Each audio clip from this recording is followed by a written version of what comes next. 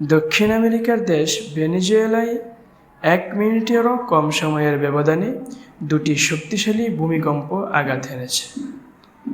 প্রথম ভূমিকম্পটির মাত্রা ছিল 7.2, যার কেন্দ্রস্থল ছিল রাজধানী কারাকাস থেকে প্রায় 20 কিলোমিটার দূরে কারাবুবো অঙ্গরাজ্যে। এর ঠিক 39 সেকেন্ড পর আরও শক্তিশালী 7.5 মাত্রার দ্বিতীয় ভূমিকম্পটি আঘাত হানে। এই জোড়া ভূমিকম্পে রাজধানী কারাকাস সহ বিভিন্ন শহরে প্রবল কম্পন অনুভূত হয় এবং মানুষ আতঙ্কিত হয়ে ঘরবাড়ি, অফিস ছেড়ে রাস্তায় নেমে আসে। সামাজিক যোগাযোগ মাধ্যমে ছড়িয়ে পড়া ভিডিওতে ভবন কাঁপতে, দেওয়াল ধসে পড়তে এবং মানুষকে নিরাপদ আশ্রয়ের খুঁজে ছুটতে দেখা যায়।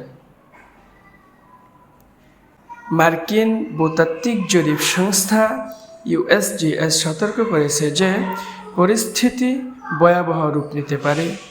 তাদের প্রাথমিক মূল্যায়ন অনুযায়ী এই দুর্যোগে ব্যাপক প্রাণহানি ঘটতে পারে এবং 10,000 থেকে শুরু করে 1 লক্ষেরও বেশি মানুষের মৃত্যু হওয়ার আশঙ্কা উড়িয়ে দেওয়া যাচ্ছে না।